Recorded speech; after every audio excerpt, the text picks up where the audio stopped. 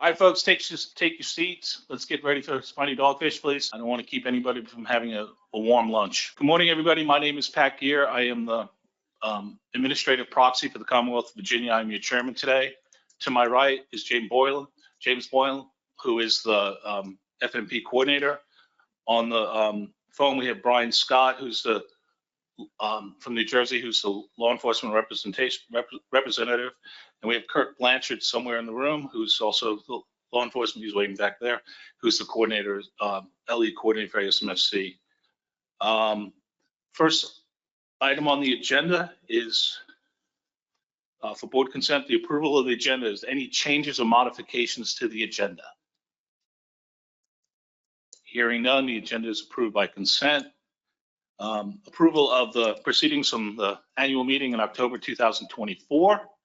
Are there any modifications or additions or edits to the proceedings? Hearing none, carried by consent. We will now have public comment. Is there anybody any public comment from the audience to start with? James is running to the back of the room.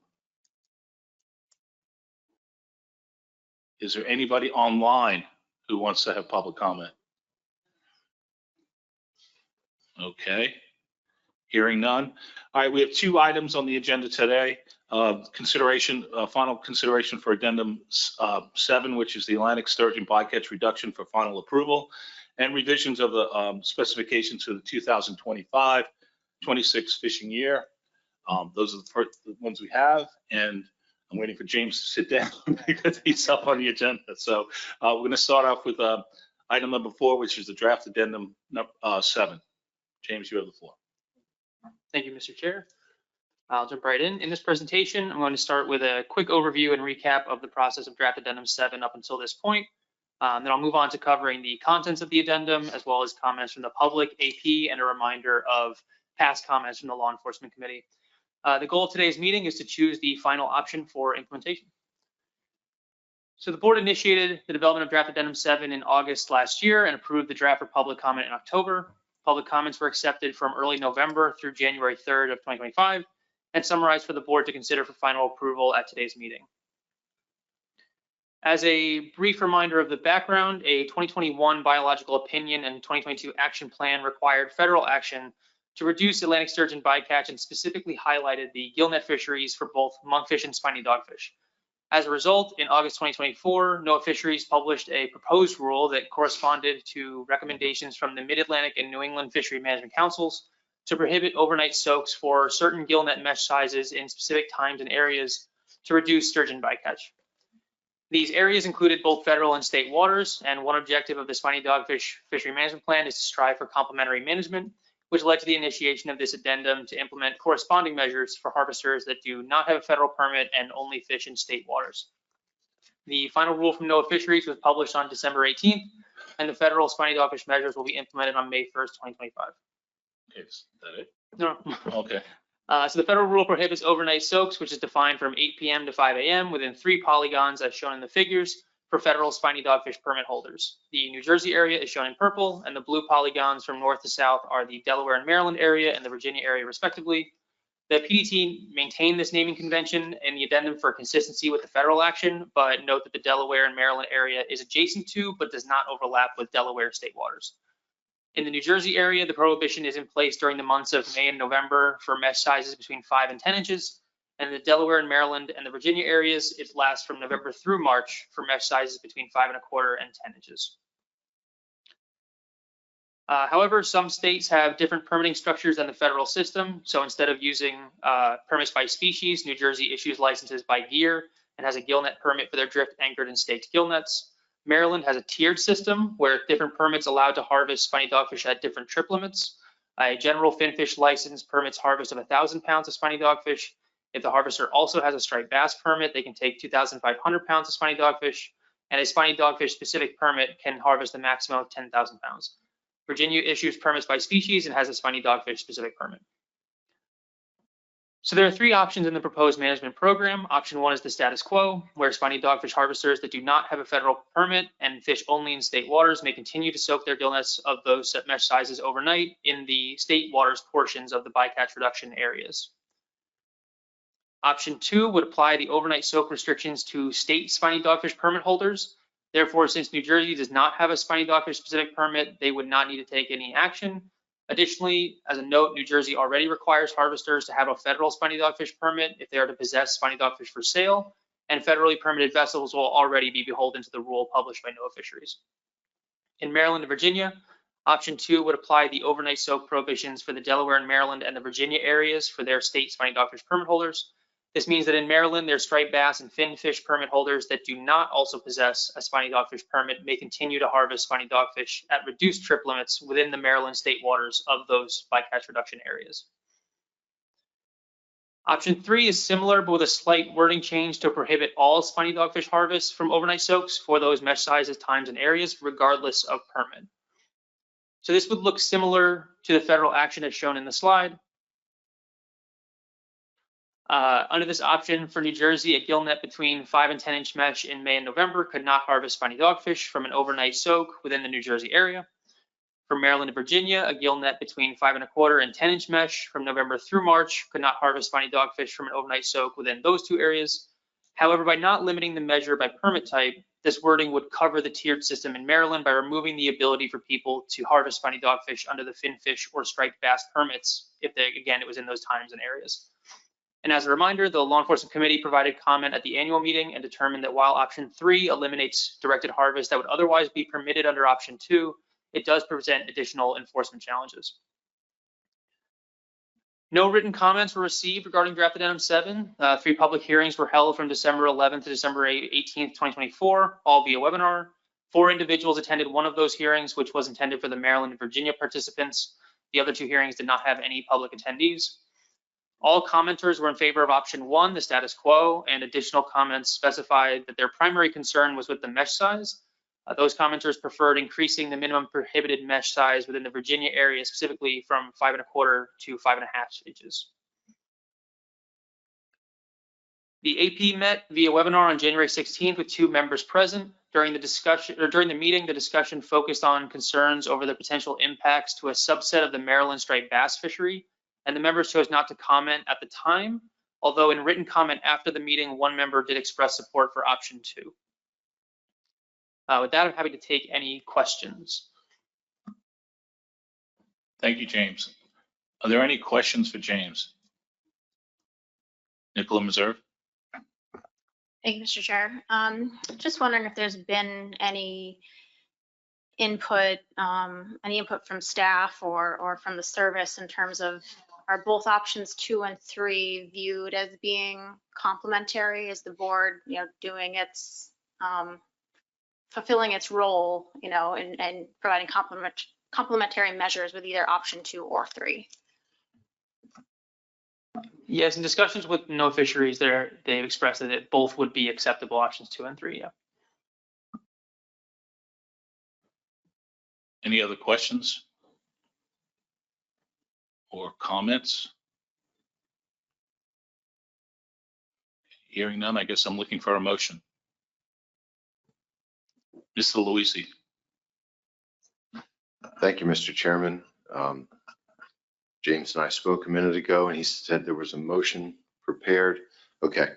I'd like to move to adopt draft addendum 7 to the Spiny Dogfish Management Plan with option 2, prohibit overnight soaks for specific times and areas for spiny dogfish permits with an implementation date effective May 1st, 2025. Thank you, Mike. Do I get a second motion? Go with Eric Reed. Sorry, you didn't say the word state. Mike, you didn't use the word state. Spiny dogfish state, spiny dogfish permit. Spiny dogfish, what does it have to be added? What is it? The word state here. Mike, you didn't say the word state. I'm sorry. Let me put my glasses on and I'll read it off of my screen. Move to adopt draft addendum 7 to the Spiny Dogfish Management Plan with option 2, prohibit overnight soaks for specified times and areas for state spiny dogfish permits with an implementation date effective May 1st, 2025. Thank you very much, Mike. And I have a second from Eric Reed. Any further discussion on the matter? Joe Semino. Yeah, thank you, Mr. Chair. I support the motion. I support law enforcement's comments. This is addressing, conservation issues for another species, and that's Atlantic sturgeon. The states of New York, New Jersey, and Delaware are working towards an incidental take permit for that species. I've said it on the record before. I just want to say it again that, there's going to be more to come, especially in New Jersey. This unfortunately doesn't go far enough, but it needs to be handled in a different place. So I support this motion. Thanks. Thank you, Joe. Any other comments? Yes, Melissa. Thank you, Mr. Chair. I also support the motion and just wanted to express my thanks to the board for their willingness to work to close this loophole that the council action may have created. Thank you. Anyone else? All right, I'll read the motion in one more time. Move to adopt draft addendum 7 to the Spiny Dogfish Management Plan for option 2, prohibit overnight soaks for specified times and areas for state spiny dogfish permits with an implementation date effective May 1, 2025. Motion by Mr. Luisi, seconded by Mr. Reed. Since this is a final action, I'm going to ask for a show of hands. So all those in favor, please raise your hand. I'm going to vote yes. Rhode Island, Massachusetts, Connecticut, New York, New Jersey, no fisheries, North Carolina, Virginia, Maryland, Delaware, Maine, New Hampshire, Did you hit Potomac? Potomac River Fisheries Commission. Sorry for that. And those opposed? Yeah. Any abstentions? And no votes. Okay. Thank you for the formality. The motion carries unanimously. So thank you very much. Do we need the number on that? I think that's okay. Okay. All right. It carried 13-0. Thank you very much for the formality on that. I appreciate that. All right. Moving on to the next topic, which is the discussion on the revised commercial quota. James. Thank you again, Mr. Chair. So in January of last year, the board approved quotas for the 2024, 2025, 2025-26, and 26-27 fishing years, consistent with those adopted at the time by the Mid-Atlantic Council and pending approval by NOAA Fisheries. Therefore, if NOAA Fisheries enacts a different federal quota for 25-26, then there's a trigger in the motion to negate the board-approved quota, and the board would need to establish a new one. For 2025 and 26, that current quota is 10,972,394 pounds. From higher revised catch estimates led to new projections in September of 2024 from the Council Science and Statistical Committee that lowered the acceptable biological catch estimate and consequently the projected commercial quota. So to mitigate potential socioeconomic impacts, the councils voted to suspend their risk policy and allow the acceptable biological catch to be equal to the overfishing level, and recommended that NOAA Fisheries approve those measures, which would establish a commercial quota of 9,338,770 pounds. And NOAA Fisheries has not published a proposed rule as of today. So the board action for consideration is to revise the 2025-2026 coastwide quota to that 9,338,770 pounds to match the recommended federal quota. However, since NOAA Fisheries has not yet approved a different quota than the previously approved value by the board, this action would be revising a final action and require a 2/3 majority of the board. Additionally, the board could choose to wait until the final rule is published and potentially approve a new quota over email before the start of the fishing year on May 1st. And with that, I'm happy to take any questions. Okay. Thank you, James. Any questions for James? Emerson Hauswick. Thank you, Mr. Chairman. Thank you, James, for your presentation. So I'm going to ask the question. I'm not sure if you're the person to answer it, but maybe somebody in this room can. So we've heard from I believe that the only processor on the East Coast who processes dogfish, that they need 10 million pounds to remain in business. Does anybody know how this change in quota is going to impact that company? And will there be a company to process dogfish if they need a 10 million pounds? And they go out of business. Thank you. Nicola? Yeah, thank you, Mr. Chair. As the home state of that processing facility, we've certainly heard their concerns with the reductions in the quota. I don't think I can provide a clear answer as to the future of the company. But I don't see that we have another option right here than to adopt the revised quota. Thank you. Ray Kane? Thank you, Mr. Chairman. Yeah, speaking of harvesters and some administrative people, there are plenty of dogfish still down off New England, but with the price the harvesters are being paid, it doesn't warrant the fuel consumption, boat time, crew. So I think one of the ways around this would be for the buyers, the processors, I won't name the one name that processes, pay the harvesters more money. Thank you. David Borden?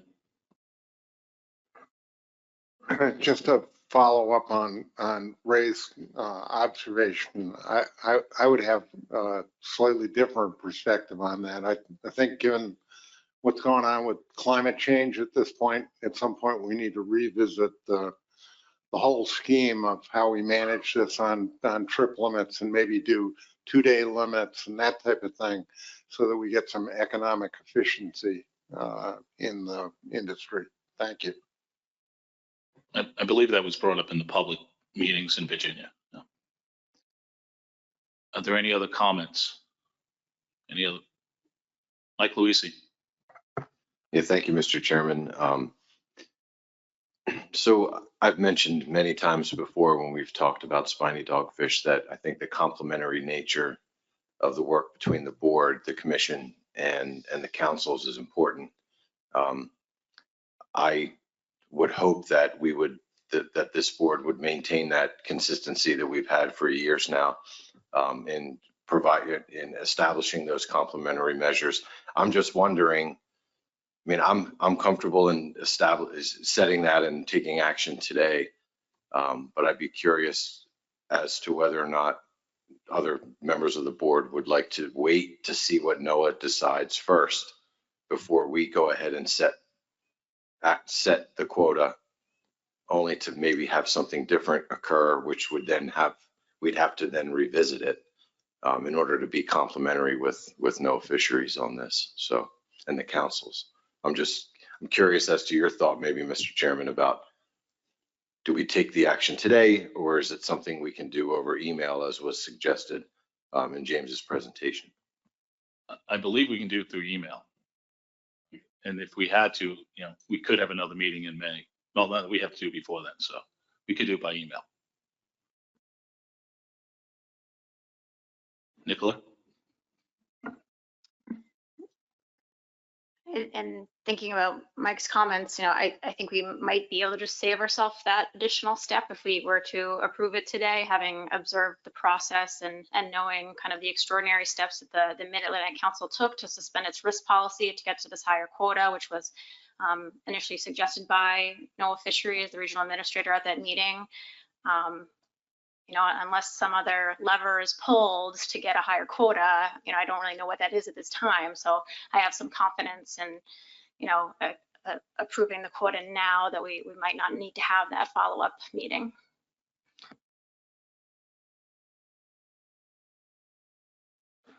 Yes. Thank you, Mr. Chair. Just wanted to give everyone an update on where NOAA Fisheries is with the rulemaking. We've, I think, received the recommendations from the New England and Mid-Atlantic Fishery Management Councils and are developing a proposed rule currently. So that is still in-house under review. As is typical with administration changes, we're under a regulatory freeze. With no sense of kind of when we will be able to publish that rule. So I don't have a great sense on when we might finalize a final rule for the dogfish specs. Thank you. I'm going to call on John Whiteside, who's an AP member at this time. John, you should be unmuted. Yes, thank you, Mr. Chair. Can you hear me?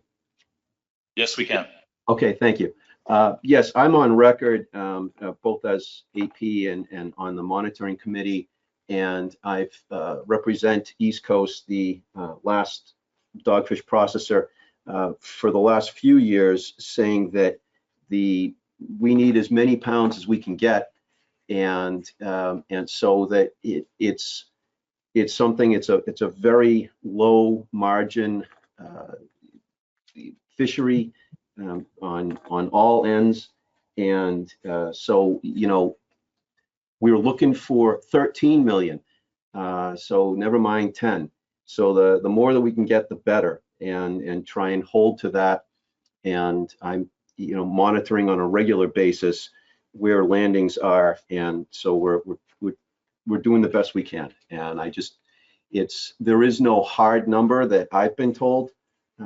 But it's something that's there, and it will be very, very difficult for someone to come in behind.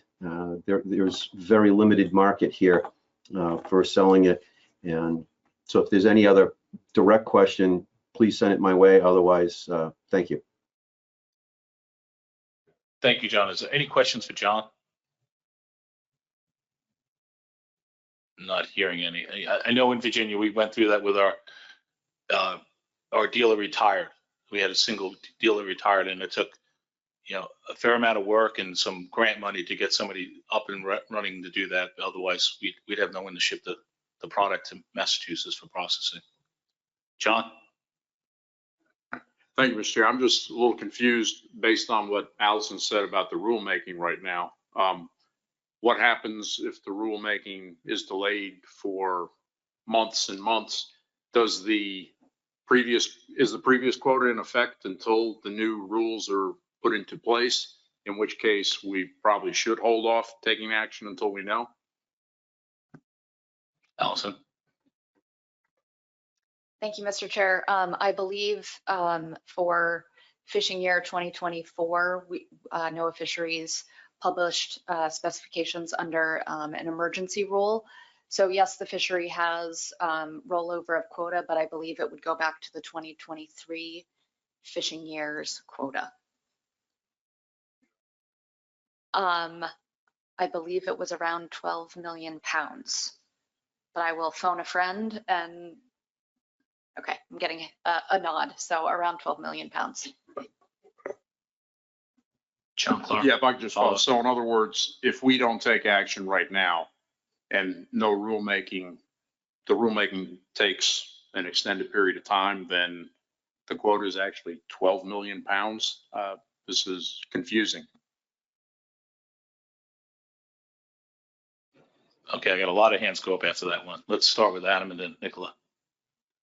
So even though the federal quota would be at that level, this board has already voted on a quota that is below this number on the board.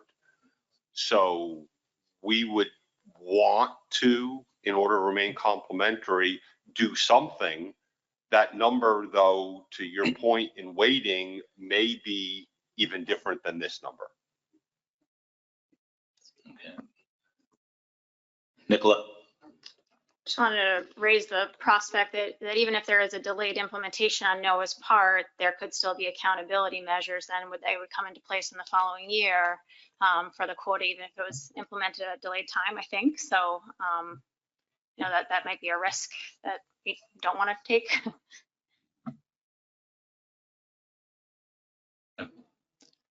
there any other questions or comments? I mean, the decision today is whether or not to vote on this today or to delay it and do it over the email or phone when we have Noah's final recommendations. And I could see both points of view, but it's up to the board if anyone has a preference on what to do. I mean, we could approve this today. If Noah comes back and it's 2 pounds different, we'd still have to go ahead and do a second vote. So, John? Yeah, thank you, Mr. Chair. In that case, I'd be willing to make a motion to go ahead and approve the revised quota today. And then, as you said, if we have to change it yet again, we can change it yet again. Okay, John, do you want to read this motion in? Sweetly. Move to amend the Spiny Dogfish commercial quota to 9,338,770 pounds for the 2025-2026 fishing year, consistent with that adopted by the Mid-Atlantic and New England Fishery Management Councils, pending approval by NOAA Fisheries. And I have a second by Mike Luisi. Okay. All right, we have to have a 2/3 vote, but is there any objection or any further discussion on this?